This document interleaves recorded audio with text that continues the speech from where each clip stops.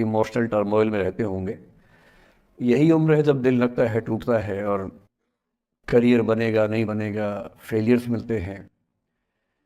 तो जिस उम्र में इमोशन सबसे ज़्यादा उठापटक करते हैं, उछल कूद मचाते हैं, एंग्जाइटी, डिप्रेशन, ये सब होता है, उस उम्र के बच्चों से बात करने के लिए सबसे मौजूद टॉपिक मुझे यही लगा, सबसे अच्छा टॉपिक यही लगा कि हम इसी पर बात करते हैं। मैं पहले डिस्क्लेमर्स लगा दूं, मैं मनोविज्ञान का अध्यापक नहीं हूं। मैंने साइकोलॉजी में ना एमए किया है, ना एमफिल, ना पीएचडी किया है, ना मैं मोटिवेशनल चीज़ें करने का कोई सर्टिफाइड अध्यापक हूं। मैं तो अपने जीवन के अनुभवों से, साहित्य से, दर्शन से, कानून से, पढ़ते पढ़ते जो मैंने सीखा, और बाकी उस सबसे ज़्यादा सीखा 50 साल के जीवन में, जिसमें से 25 साल का जीवन अध्यापन में और अपना उद्यम करने में खर्च हुआ। अनुभवों से बड़ा कोई गुरु नहीं होता, तो मैं अनुभवों से सीख के बातें करना पसंद करता हूँ। हालांकि हंसराज कोडिस का खौफ इतना ज़्यादा होता है कि जब मुझे पता लगा कि मेरा टाइम फिक्स हो गया आने का, मैंने अपनी टीम से कहा कि यार लेटिंग गो भी कोई किताब है तो देखो देखो, मैं देख तो लूँ क्या होता है। तो 2 किताबें उन्होंने भेजी, बड़े भारी भरकम अंग्रेजी ऑथर्स की थी।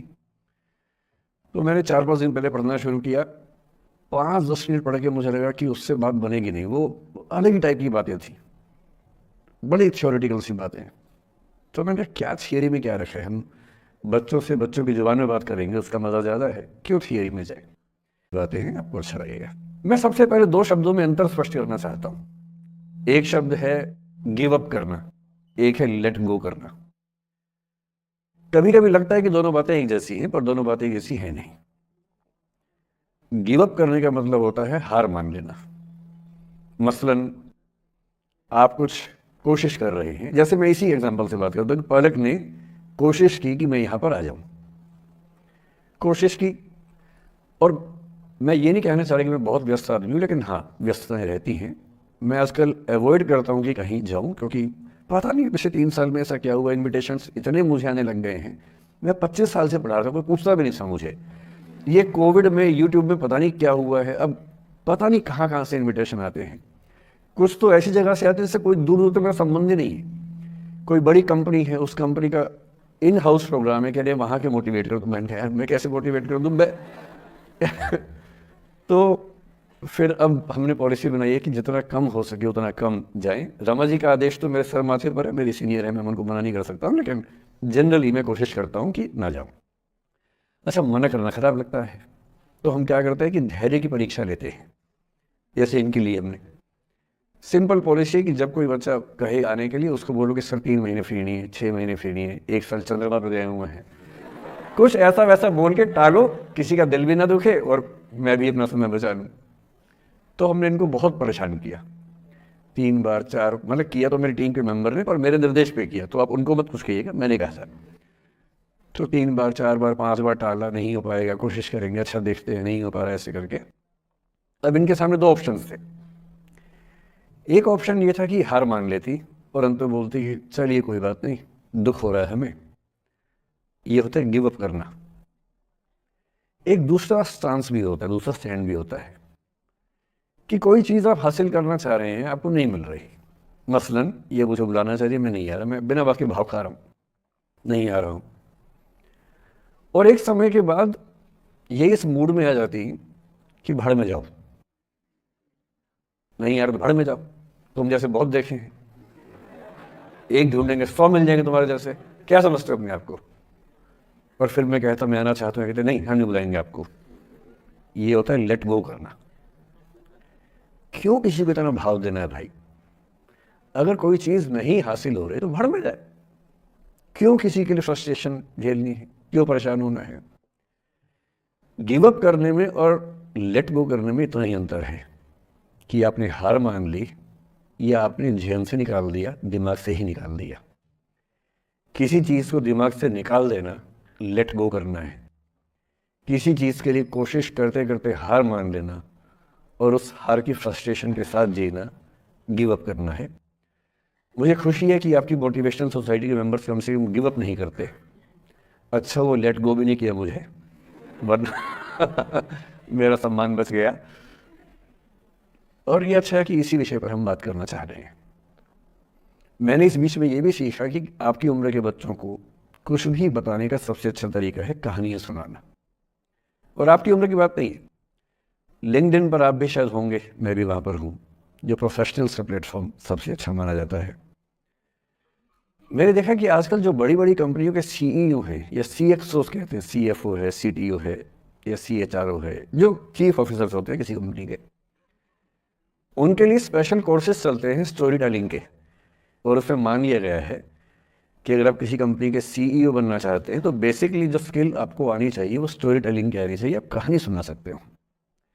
मैं सच्ची कहानियाँ सुनाना पसंद करता हूँ, झूठ बोलने से बचता हूँ। मैं आपको 3-4 छोटी छोटी कहानियाँ सुना रहा हूँ। ये सारी कहानियाँ सच्ची हैं, 1% सच्ची हैं, पर मैं किसी का नाम नहीं लूँगा। जिनकी कहानी है उनका नाम नहीं लूँगा, उनकी प्राइवेसी का मामला है। पर हाँ, सच्ची कहानियाँ हैं। अच्छी बात है कि इन कहानियों के किरदार हम लोग नहीं बने, ईश्वर करे हम कभी ना बने, लेकिन कहानियाँ सच्ची हैं। जब मैं दिल्ली आया था 1990 में, मैं हरियाणा के एक शहर से, भिवानी से दिल्ली आया था पढ़ने के लिए। मेरे ड्रीम कॉलेज में हंसराज भी था, और मेरा संयुक्त से मेरा एडमिशन जाकिर हुसैन में हुआ। मेरे अंक ठीक थे, यहाँ हो सकता था, पर मैं तो नई दिल्ली स्टेशन पे उतरा, बाहर निकला, पता लगा वहीं एक कॉलेज है, वहीं एडमिशन ले लिया मैंने। तो लोगों ने कहा कि यार कैंपस बड़ा अच्छा होता है। मैंने कहा क्या फ़र्क पड़ता है, कॉलेज कॉलेज होता है, छंडो, यही छंडो में सिखाने आया हूँ आप लोगों को। ठीक है, स्टेशन से निकले वहीं कॉलेज है, मैंने घर जाना होगा तो आराम से कॉलेज से निकल जाएंगे, क्या रखा कैंपस में। और मेरा एक दोस्त जो मेरे साथ ही आया था उसी शहर से, उसने एडमिशन हंसराज कॉलेज में लिया। मैं और वो स्कूल के डिबेटर्स थे। डिबेटिंग में हम लोग स्कूल टाइम से काफ़ी एक्टिव थे। डीयू में तो यहाँ भी एक्टिव रहे। डीयू में मैंने करीब 5 साल डिबेटिंग किया। मेरा ख्याल है कि लगभग 300-400 डिबेट्स मैंने जीती होंगी डीयू में, कुछ हरी भी होंगी, लेकिन मैंने खूब डिबेट, वो मेरा दरअसल दाना पानी था, रोजी रोटी मेरी वही थी कॉलेज के दिनों में। घर से पैसे मैं लेता नहीं था, मिलते भी नहीं थे, लेना क्या था, मतलब ऐसी स्थिति भी नहीं थी उस समय मेरे घर में कि मिल सके। तो डिबेटिंग मेरा रोजगार था, एम्प्लॉयमेंट था मेरा, उससे काम चल जाता था आराम से। उसका भी चल जाता था, वो हंसराज से था, मैं जाकिर हुसैन से था। हम खूब डिबेट्स में मिलते थे। अक्सर ट्रॉफी या तो हम जीते थे या वो जीतता था, कोई भी जीते रूम पे ही आती थी, क्योंकि हम रूममेट्स थे, एक साथ ही रहते थे। वो मुझसे योग्यताओं के मामले में 21 था, बल्कि अगर वो 21 था तो मैं 15 ही रहा हूँगा या 12 रहा हूँगा, 22 या 21 तो नहीं रहा हूँगा, मुझसे बेहतर था योग्यताओं में, बड़ा अच्छा व्यक्ति था। ग्रेजुएशन के बाद मैंने एमए हिंदी साहित्य में एडमिशन लिया, जबकि बीए ऑनर्स हिस्ट्री में किया था मैंने। उसने तय किया कि वो कुछ और करेगा, प्रोफेशनल कोर्स करेगा, नौकरी करेगा, तो वो चला गया दिल्ली से। मैं दिल्ली में रहा। फिर मैं एमए के बाद तैयारी करने लगा यूपीएससी की। तब तक मैं यूजीसी जेआरएफ कर चुका था। पहला अटैम्प्ट दिया, प्रीलिम्स हो गया। मेंस मेरा 96 के मेंस की बात कर रहा हूँ, मेंस शुरू होने वाला था, 2 दिन रह गए थे। करीब 10 दिन पहले वो मेरे पास आया हुआ था दिल्ली में, मिलजुल के अच्छे से बात कर गया था। उन दिनों उसका एक प्रेम संबंध कहीं हमारी ही एक मित्र के साथ चल रहा था। हम सब दोस्त थे, तो उनमें से 2 लोगों का आपस में अफेयर था। मुझे नहीं पता क्या हुआ, लेकिन मेरे मेन एग्ज़ाम से 2 दिन पहले रात को 12 बजे एक फ़ोन आया और ये बताया गया कि मेरे दोस्त ने फंदा लगा के अपनी जीवन लीला समाप्त कर ली है। वो दिल्ली से दूर था कहीं। और जिस व्यक्ति के बारे में मेरी राय ये थी कि उतना जीवट वाला व्यक्ति कोई हो नहीं सकता, जो ज़िंदगी से हार सकता ही नहीं, जिसके होने से कई लोग हमेशा जीता हुआ महसूस करते हैं, वो चुपचाप एक बंद कमरे में ज़िंदगी से हार गया। मैं आज तक नहीं समझ पाया कि ऐसा कैसे हुआ। बाद में टटोला, उसके पेरेंट्स से बात हुई, भाई से बात हुई। उन्होंने उसकी याद में एक सोशल वर्क शुरू किया ताकि किसी और बच्चे को ऐसा ना करना पड़े। तो जो हल्का हल्का अनुमान हुआ वो है कि शायद कुछ ऐसा था रिलेशनशिप में जो नहीं संभल पाया था, और रिश्ता टूट ना जाए इसका दबाव बहुत ज़्यादा था, और वो दबाव झेल नहीं पाया। इस उम्र में ऐसा फेज आता है, कई बार आता है। ये एक कहानी है, हंसराज कॉलेज से ही जुड़ी है, इसलिए मैंने सोचा कि वहीं से बात शुरू करूँ। नाम जैसा कि मैंने कहा मैं नहीं बताऊंगा, तो नाम बताने का मतलब भी नहीं। और वो जिसकी मैं कहानी सुना रहा हूँ, आप लोगों के जन्म से पहले की बात है। आप तो सब 21वीं सदी वाले बच्चे होंगे ना, जेन ज़ी होंगे आप सब लोग, तो ये तो बहुत पुरानी बात है। एक दूसरी कहानी सुनाता हूँ। मैं आपको 2-3 कहानियाँ सुनाऊंगा, फिर उन सबका सार निकाल लेंगे एक साथ हम लोग। दूसरी कहानी ये है कि जब मेरा सिलेक्शन हो गया 97 में, मतलब 96 अटेम्प्ट में पहली बार में मेरा सिलेक्शन हो गया था, मैं एक्सटेंशन लेके तैयारी कर रहा था और डीयू में मैं पढ़ा भी रहा था उस समय। तब मैं शायद डीएवी कॉलेज में था या अग्रसेन, मैं 2 जगह पढ़ाया डीयू में, तो उनमें से किसी कॉलेज में पढ़ा रहा था उस समय में। तो उस समय एक लाइब्रेरी है कैंपस में ही, सेंट्रल रेफरेंस लाइब्रेरी, आप जानते होंगे, CRL बोलते हैं, जो विवेकानंद जी की स्टैच्यू से सामने ही वो लाइब्रेरी है। उस लाइब्रेरी में नीचे सब बैठ के पढ़ते हैं और टॉप फ्लोर पे रिसर्च फ्लोर है जहाँ MPhil PhD वाले बच्चे पढ़ते हैं। मैं उस समय शायद PhD कर रहा था या MPhil खत्म हुई थी, वहीं बैठता था, पढ़ता था रोज। कई दोस्त पढ़ते थे हम लोग वहाँ। हम सुबह 8 बजे लाइब्रेरी खुलते ही वहाँ घुसते थे, रात को 1 बजे निकलते थे लाइब्रेरी बंद होने के समय। तो वहाँ एक छत थी, छत पे छोटी सी कैंटीन थी जहाँ हम लोग जब जब बोर होते थे दिन में 3-4 बार जाके चाय पीते थे। चाय पी ली, बिस्किट खा लिया, थोड़ी गप्पे मार ली, वो सब वहाँ करते थे। तो वहाँ मेरे बहुत सारे दोस्त थे, उनमें से कई लोग अब बहुत सीनियर सिविल सर्वेंट्स हैं, कुछ लोग प्रोफेसर हैं DU में। 2 बच्चे थे मुझसे जूनियर, 3-4 साल जूनियर थे, बड़े प्यारे बच्चे थे। मुझे उस समय तक पढ़ाई लिखाई का शौक अच्छा खासा हो गया था, तो वो रोज मेरे साथ बैठते थे केवल बात करने के लिए, किसी मुद्दे पर बहस करनी है तो बहस होती थी, समझते थे। फिर मुझे पता लगा कि वो दोनों रिलेशनशिप में हैं, रिश्ते में हैं, दोनों ने शादी भी कर ली। उनकी योजना DU में पढ़ाने की थी या सिविल सर्विस की भी थी शायद, पता नहीं। मेरा इंटरेक्शन बहुत ज़्यादा उसके बाद रहा नहीं उनसे, क्योंकि मैं सर्विस में चला गया था। इतने जिज्ञासु बच्चे थे दोनों, इतने जिज्ञासु कि उनसे मिलकर तबीयत खुश हो जाती थी, कि हर चीज़ जानने का मन करता था उनका, हर विषय पढ़ने का मन करता था। एकदम जीवन से भरे हुए बच्चे, आंखों में चमक ऐसे। फिर दोनों की शादी हुई तो मैं शादी में जा नहीं पाया, क्योंकि मेरा रिश्ता सिर्फ लाइब्रेरी में 1 घंटा गप मारने वाला था, उससे ज़्यादा था नहीं रिश्ता उनके साथ। फिर सुनता रहता था कि मैं सब बढ़िया चल रहा है, पढ़ाई कर रहे हैं, तैयारी कर रहे हैं। इंटरकास्ट मैरिज की उन लोगों ने, खूब हंगामा हुआ, दोनों घर में तलवारें खींची गई, किसी तरह से तलवारें संभाली गई, मैनेज हुआ, दोनों साथ रहने लगे। और फिर 3-4 साल के बाद एक दिन मैंने खबर सुनी कि उस बच्ची ने फंदा लगा के जीवन लीला समाप्त कर ली। ये बात भी दिल्ली विश्वविद्यालय की, ये उस दौर के सब लोग इस कहानी को जानते हैं। मेरे ख्याल से ये दोनों कहानी आपकी प्रिंसिपल मैडम जानती होंगी, नहीं ध्यान कर पाएंगे तो मैं उनको जैसे नाम बोलूंगा अकेले में वो तुरंत समझ जाएंगे मैं किसकी बात कर रहा हूँ। मैं आज तक नहीं समझ पाया कि ऐसा क्या हुआ होगा। तो बाद में अनुमान जो हुआ वो ये, इंटरकास्ट मैरिज, परिवार का दबाव, समाज का दबाव, आपस के दबाव, टॉक्सिक रिलेशनशिप, अंत में उस दबाव को न झेल पाना और जीवन समाप्त कर देना, ये हुआ। ये 2 घटनाएं हैं। एक तीसरी घटना ये है कि दिल्ली में आज से 25 साल पहले घटना घटी। आप लोग तो बस पैदा हुए होंगे, घुटनों में चल रहे होंगे, या उससे 5-7 साल पहले की बात रही होगी।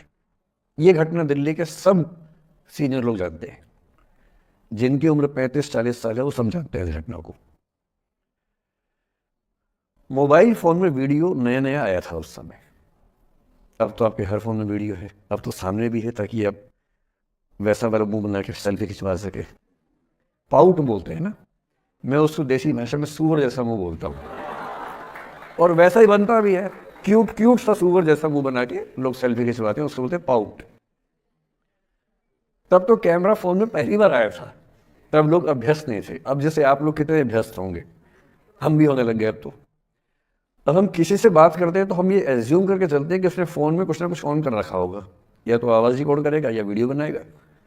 तुम कितने केयरफुल होकर बोलते हैं, कितने कॉन्शियस रहते हैं।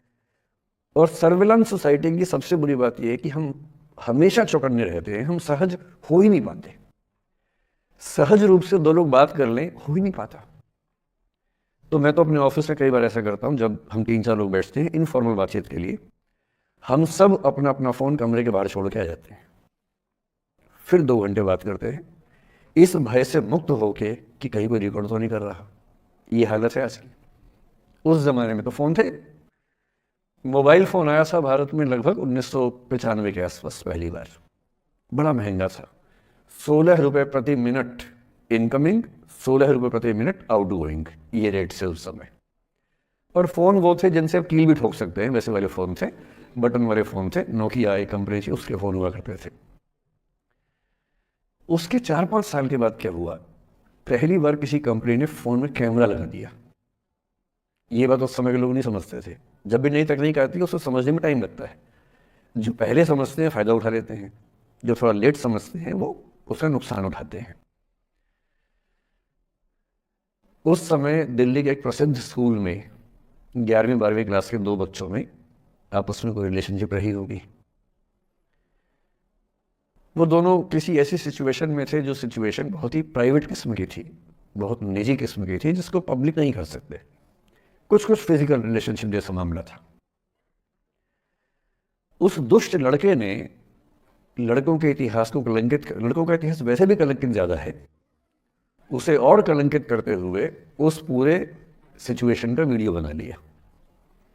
ऐसे मामलों में दुर्भाग्य है, मैं लड़का हूँ इसलिए लड़के पवित्र थोड़ा ना हो जाएंगे। लड़का है, इतिहास कलंकित तो है, उससे वीडियो बना लिया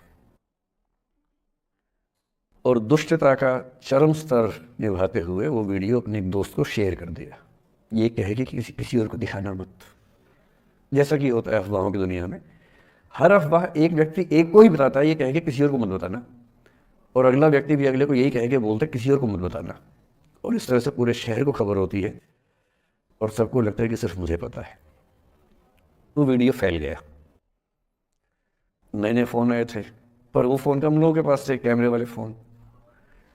तो फ़ोन से कितना फैलता, ज़्यादा नहीं फैला। लेकिन उस समय दिल्ली की एक कुख्यात मार्केट हुआ करती थी, पालिका बाजार, अभी भी है, पर तब वो कुछ और कामों के लिए कुख्यात हुआ करती थी। अब तो कपड़े मिलते हैं, तब कपड़ों के साथ कई चीज़ें और मिलती थी वहाँ। जैसे गंदी फिल्मों की सीडी चाहिए हो तो वहाँ मिलती थी, ग्रे मार्केट में, चोरी छिपे। इस वीडियो को सीडी में कन्वर्ट करके लोगों ने वहाँ से खरीदा, लाखों करोड़ों की संख्या में। नए नए टेलीविज़न चैनल प्राइवेट आए थे, और प्राइवेट टीवी चैनल को खबरों की भूख इतनी होती है कि वो खबर के लिए जान दे सकता है, और जान ले भी सकता है किसी की। 24 घंटे इस खबर पे, इस चीज़ पर खबरें चल रही थी सारे चैनल्स में। ये वो लड़का है जिसने ऐसा किया, ये वो लड़की है, ये वो स्कूल है, इस स्कूल की प्रिंसिपल से बात करेंगे, इससे बात करेंगे। वो जो बच्ची थी जिसकी इसमें कोई गलती नहीं थी, सिवाय इसके कि वो किसी एक लड़के से प्रेम करती थी, जो कि उस उम्र में बच्चे कर बैठते हैं, इसके लिए बहुत चिल्लपौनी बतानी चाहिए। बच्चों को आप हर बात पे अपराधी नहीं मान सकते। उस बच्चे की गलती सिर्फ इतनी थी कि उसने अपने दोस्त पे भरोसा किया, जो भरोसे के लायक था नहीं। वो नीच किस्म का व्यक्ति था जिसने उस संबंध की गरिमा को समझा नहीं। उस बच्ची के घर के बाहर 24 घंटे न्यूज़ चैनल से कैमरे खड़े रहे। घर से कोई नहीं निकले, 50 कैमरे पीछे। आप बताइए आपकी बेटी कैसी है, आप बताइए आपकी बहन कैसी है। अंत में उस पिता ने अपनी बच्ची को इस देश से बाहर भेज दिया। उसके कुछ दिन बाद की जो खबर टीवी चैनल से नहीं दिखाई, उसके पिता ने आत्महत्या कर ली। ये तीसरा इंसिडेंस है। ये सारी खबरें सच्ची बता रहा हूँ मैं, इनसे एक भी झूठ नहीं है। झूठी कहानियों से मोटिवेशन दिया जा सकता है, मैं जानता हूं, पर जब सच्ची कहानियां हैं तो मैं झूठ क्यों बोलूं?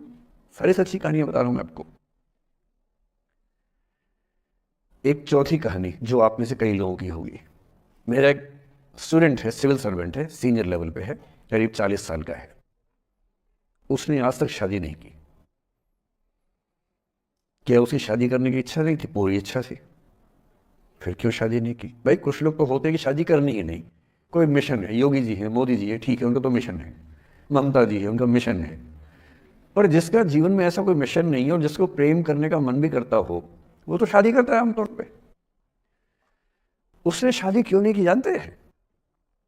जब वो 25-26 की उम्र में था, जब वो मेरा विद्यार्थी भी था, एक दिन मेरे पास आके बोला कि सर एक बात करना चाहता हूँ। मुझसे मेरे स्टूडेंट्स ऐसी बातें खूब करते हैं पर्सनली आके, अब तो मैं टाइम कम दे पाता हूँ, पहले तो ये सब होता रहता था क्लास के अलावा। एकदम रोता हुआ है, आंखों में आंसू भरे हुए बहुत सारे। मैंने क्या हो गया भाई? तो फिर उसने किसी का नाम बताया कि सर वो भी मेरी स्टूडेंट थी, कि सर उसके साथ रिलेशनशिप थी, उसने धोखा दिया है मुझे। अच्छा, धोखा देने वाली कहानी मुझे बहुत अपील नहीं करती। मेरा मानना है कि दोनों पक्षों की गलतियां होती हैं। आप केवल अपने पर्सपेक्टिव से सोच सोच के धोखा धोखा करते रहते हैं, ऐसा थोड़ा ना होता है भाई। कुछ तो मजबूरियां रही होंगी, कोई यूं ही बेवफा नहीं होता, कुछ तो वजह होगी ना। आप थोड़ा उसकी वजह, उसका भी तो, उसकी कहानी भी तो सुनिए। और मैं जब जब दोनों कहानियां सुनता हूं मुझे लगता है कि मामला ग्रे है। आप किसी एक पे उंगली उठा ही नहीं सकते किसने ऐसा किया। दोनों की गलतियां होती हैं, ऐसा थोड़ा कि एक ही होती है। बहरहाल इन भाई साहब को ऐसा लगा कि धोखा हो गया उनके साथ। तो मैंने कहा, चलो कोई बात नहीं यार, हो गया तो हो गया, तू नहीं कोई और सही, ऐसा क्या है।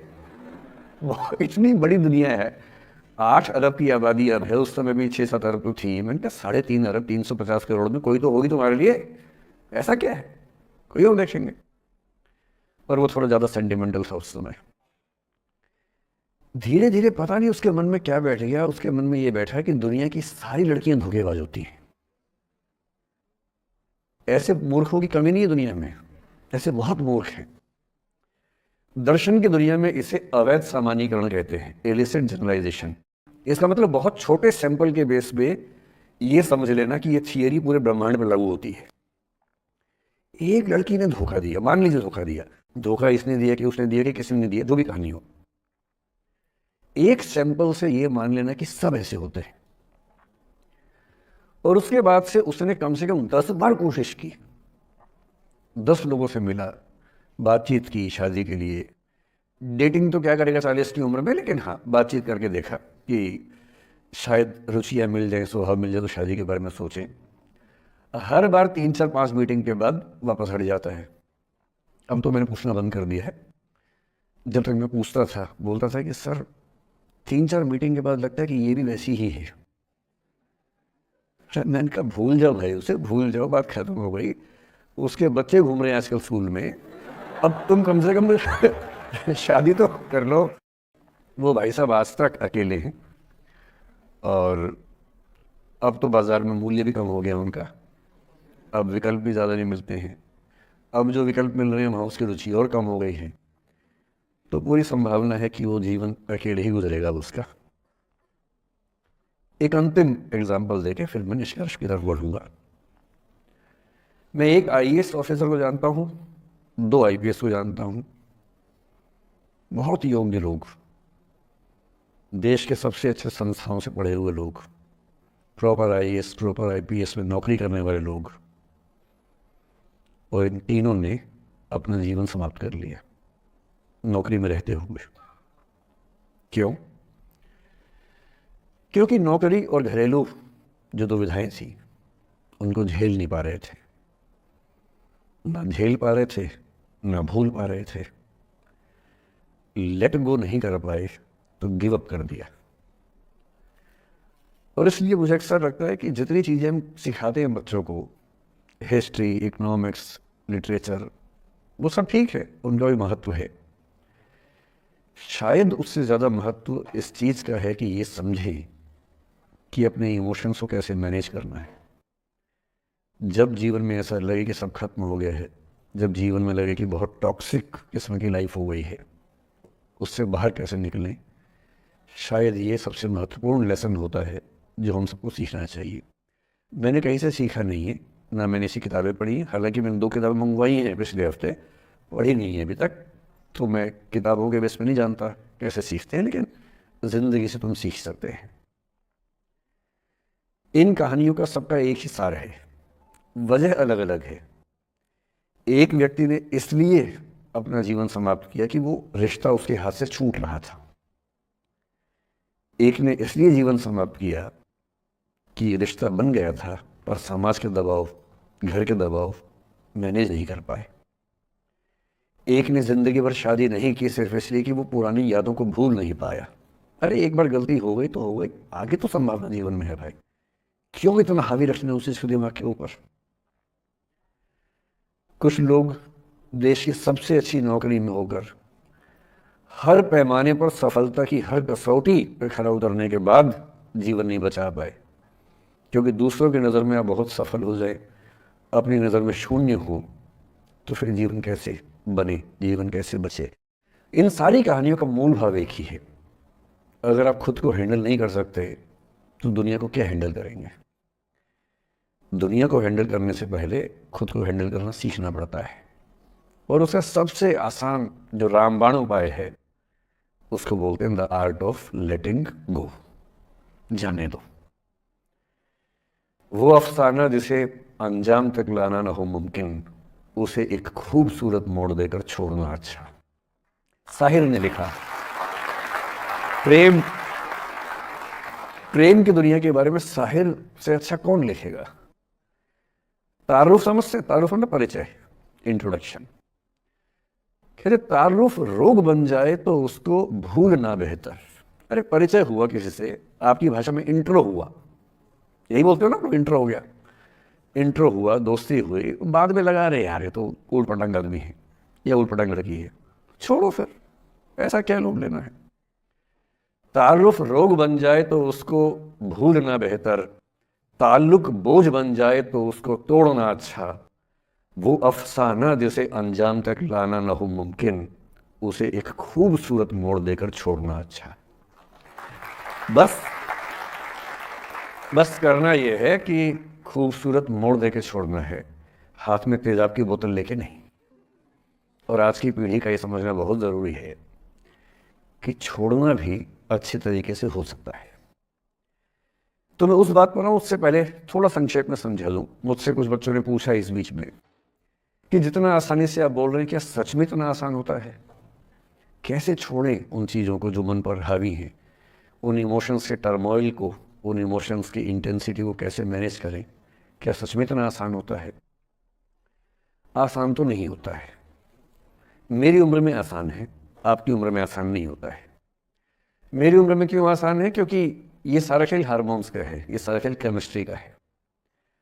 हम सब दरअसल बहुत सारे केमिकल्स, जिनमें से कुछ का नाम हार्मोन्स हैं, उन केमिकल्स और हार्मोन्स के बहुत सारे इंटरेक्शंस के रिजल्ट हैं। इसलिए जब कोई बच्चा जैसे छोटे बच्चे हमेशा उछलते रहते हैं, पेरेंट्स थके रहते हैं, ये इन सभी केमिस्ट्री का परिणाम है, शौक का मामला नहीं। आपकी उम्र जो होती है किशोरावस्था और युवावस्था की शुरुआती उम्र, मैं मान के चल रहा हूँ कि आप सब लोग 17 से 22-23 के बीच के लोग हैं, बच्चे हैं।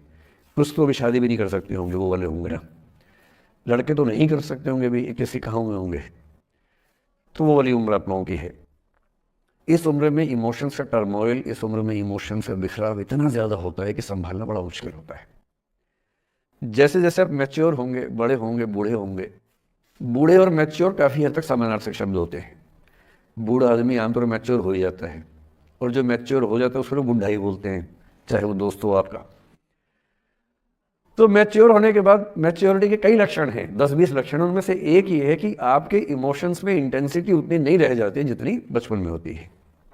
मसलन कोई आपका दोस्त आपसे कुछ खराब कह दे, आप 3-4 घंटे बेचैन रहेंगे, बार बार मैसेज टाइप करेंगे, फिर डिलीट करेंगे, फिर टाइप डिलीट, वो भी टाइप डिलीट चल रहा है। एक दिन हो गया बात हुए, ना वो पढ़ पा रहे हैं ना आप पढ़ पा रहे हैं, बेचैनी चरम पे है। अब इतना ही मामला है, नाक का सवाल है कि पहले कौन झुकेगा। सारे संबंधों में स्तर इसी बात से तय होता है कि पहले कौन झुकेगा, और जो एक आध बार झुक गया वो जिंदगी भर झुकता है उसके बाद। इसे लोग शुरू में बहुत केयरफुल होते हैं कि झुकना नहीं है, 3-4 ज्ञानी पीछे बैठे ही होते हैं कि नहीं झुकना नहीं है, वो झुकेगा, वो झुकेगी, तू क्यों झुकेगा। इन ज्ञानियों से बचना बहुत जरूरी है, जिंदगी जहर बना देंगे आपकी। अब दोनों ईगो फाइट कर रहे हैं कि पंजा किसका गिरेगा, इस पर फाइट चल रही है। 2 दिन हो गए, 3 दिन हो गए, उसके बाद एक आध आदमी पिघल जाता है, उसको लगता है भाड़ में जाए यार, बात नहीं हो पा रही, तुम ईगो कर रहे हो। फिर वो फ़ोन मिलाता है, ये भी फ़ोन की इंतज़ार में 3 दिन से सो भी नहीं रहा बेचारा, हीरो बेशक बन ले पर बेचैन तो भाई। खटाक से फ़ोन उठता है, अब दोनों कान में फ़ोन लगा के रखिए, कोई नहीं बोल रहा, चुप। क्या बातचीत चल रही है सोचिए, एक भी शब्द नहीं, एकदम चुप। थोड़ी देर के बाद कंफर्म करने के लिए कि है भी या नहीं, एक बोलता है हेलो, वहाँ से आवाज आती है कोई एक मैं थोड़ा ऐसी जोकर टाइप की बात करता हूँ, मुझे मोटिवेशनल स्पीकर ना समझे आप लोग, मैं ऐसी हंसी मजाक ही करना आता है मुझे, वही मैं करता हूँ। लेकिन इससे आप ये ना सोचिए कि मुझे पढ़ाना नहीं आता, मैं पढ़ा भी लेता हूँ इसके लिए मुझे वो भी आता है, लेकिन अभी क्योंकि आप बच्चे छोटे हैं तो मैं आपके साथ वैसी बात ही कर रहा हूँ। अब ये सब चल रहा है। अब इसमें अगर कोई एक व्यक्ति झुक गया, बात आगे हो गई तो हो गई, वरना कई रिश्ते ऐसे भी होते हैं जो इसी बिंदु पे खत्म हो जाते हैं कि तेरा भाई नहीं झुकेगा, भाभी झुकेगी, और उधर जीजू झुकेंगे, दीदी नहीं झुकेगी, जीजू झुकेंगे, दीदी क्यों झुकेगी, और ना जीजू झुक रहे ना भाभी झुक रही और उस चक्कर में जो अभी बेचारा रिश्ता बना भी नहीं था, वही वो जमींदोज हो गया, वही वो खत्म हो गया। और ठीक है, हो गया तो हो गया, भाड़ में जाए, ऐसा क्या है, डर किस बात का है इसमें। लेकिन मैं फिर भी आपसे कहूँगा, मेरी उम्र में क्या होता है, जैसे मुझे कोई फ़ोन करे कि मैं आपसे बहुत नाराज़ हूँ, तो मैं कहता हूँ अच्छा ठीक है, कल बात करेंगे। नहीं, मैं आपसे बहुत नाराज़ हूँ, मेरा दिल टूट गया है। मैं कहता हूँ देखो मुझे नींद आ रही है अभी, let me sleep, we will talk tomorrow, you just do one thing, write down all the points and we will discuss in the morning. When I come to office, you come to my cabin and we will discuss. Don't worry, I'll find out the solution for you. कह रहे हैं आप कैसी बात कर रहे हैं, मैं न सो पा रहा हूँ न जाग पा रहा हूँ। तो मैंने कहा दैट इज योर प्रॉब्लम मैं तो सो भी रहा हूँ जाके, ये तो कोई दिक्कत नहीं हुई भाई। तो मैं तो ऐसा हो चुका हूँ कि दुनिया में कुछ भी हो जाए मुझे टाइम पे नींद आ जाती है, कुछ भी हो जाए। मतलब एक आध, अब जैसे मेरी माता जी की मृत्यु हुई तो मुझे नींद नहीं आई कुछ दिनों तक, ठीक बात है, नहीं आनी चाहिए उस समय, तब भी आ गई तो फिर इंसान और पत्थर भी क्या अंतर बचा, सीधी सी बात है। But keeping aside those rare instances, कोई कुछ भी कर ले हमें तो बढ़िया नींद आती है। और मैं ये कहना चाह रहा हूँ, मैंने ये सीखा अपने पिताजी से, और सीख सकते हैं इसको, ये केवल तुक्के की बात नहीं है, सीख सकते हैं। ये मान लीजिए कि कुछ ना कुछ चीज़ें हमारे कंट्रोल में नहीं है, लेकिन जितना कंट्रोल में है उस पर पूरी ताकत लगाएंगे, पूरा डिसिप्लिन रखेंगे, तो हम अपनी किस्मत सबसे अच्छी लिख पाएंगे। सबसे अच्छी मेरा बाकियों से नहीं, मेरी जितनी अच्छी हो सकती है उतनी अच्छी लिख पाएंगे। और इसलिए अगर आपको लगे कि मैं नहीं कर पाऊंगी कोई काम, तो उसको गिव अप ही कहते हैं। लेट गो का मतलब तब होता है जब आप मन भर चुका है, अब उसकी ज़रूरत महसूस नहीं हो रही। जैसे आईएएस बनने की कोशिश कर रहे हैं, नहीं बन पाए, तैयारी छोड़ दी, गिव अप है। बन गए, नौकरी की, मज़ा नहीं आया, छोड़ दिया, ये लेट गो है। लेट गो करने के लिए पहले हासिल करना पड़ता है, या हासिल होने से पहले उस मनोभूमि पर पहुंचना पड़ता है जहां हासिल होने का सुख आपने महसूस कर लिया और उसमें मज़ा नहीं आया, ठीक ही है, औसत है, तब छोड़ दिया। इसलिए आपकी उम्र को शोभा नहीं देता कि हम नसीब की बात करें, ये शोभा देता है मेरी उम्र को। तो 30-40 के बाद नसीब, भाग्य, नियति चलेगा। फिलहाल कर्म पर भरोसा कीजिए, मेहनत, डिसिप्लिन, और मोटिवेशन से ज़्यादा महत्वपूर्ण है डिसिप्लिन, ध्यान रखिएगा। मोटिवेशन का ग्राफ ऐसा होता है, फिर ऐसे नीचे आता है धीरे धीरे, डिसिप्लिन ऐसे रहता है। और डिसिप्लिन वाला व्यक्ति हमेशा मोटिवेशन वाले व्यक्ति से ज़्यादा सफल होगा, ये मान के चलिए। सबसे अच्छा क्या है, मोटिवेशन विद डिसिप्लिन। तो कोशिश कीजिए कि नसीब पे ना छोड़िए, अपने भरोसे कीजिए। पहली सी बारिश बन के बरस जाओ ना, हवा का रुख बदल जाए। सबसे बड़ी चीज़ ये है कि यहाँ पर स्वच्छता बहुत है, साफ़ सफाई बहुत अच्छी है। और ये है पीछे हमारी एग्रीकल्चर कॉलेज। यहाँ पर आपको वैज्ञानिक तकनीकी से, साइंटिफिक मेथड्स के थ्रू बहुत सारी चीज़ें बताते हैं कि आपको खेती बाड़ी में किस तरीके से साइंटिफिक मेथड को यूज करके वहाँ पर आप ज़्यादा से ज़्यादा प्रोडक्शन दे सकते हैं और आप ज़्यादा से ज़्यादा अपना प्रॉफिट कमा सकते हैं। तो ये कॉलेज है, हम आपको अंदर लेकर जाएंगे और आपको दिखाएंगे कि किस तरीके से क्या क्या चीज़ें यहाँ पर और ज़्यादा एडवांस तरीके से होती हैं कई सारे बीजों को, सीड्स को लेके मतलब यहाँ पर वो एक्सपेरिमेंट होते रहते हैं कि बेहतर से बेहतर सीड्स कैसे बनाया जाए जिससे ज़्यादा से ज़्यादा प्रोडक्शन हो सके, है ना। तो अभी मैं कॉलेज के बाहर खड़ा हुआ हूँ, जाऊँगा अंदर, मैं आपको दिखाऊँगा किस तरीके की क्या क्या चीज़ें हो रही हैं। तो चलिए सबसे पहले हम इधर बढ़ते हैं।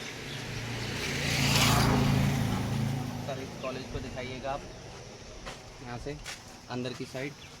तो आप ये कॉलेज को देख रहे हैं, यहाँ पे ये पूरा कॉलेज काफ़ी बिखरा हुआ है और यहाँ का सबसे अच्छी चीज़ ये है कि जो सीखने का जो एनवायरनमेंट है वो बहुत अच्छा है, प्यारा लग रहा है ये। तो ये चीज़ मतलब होनी चाहिए। तो फिलहाल ये यहाँ का एरिया है।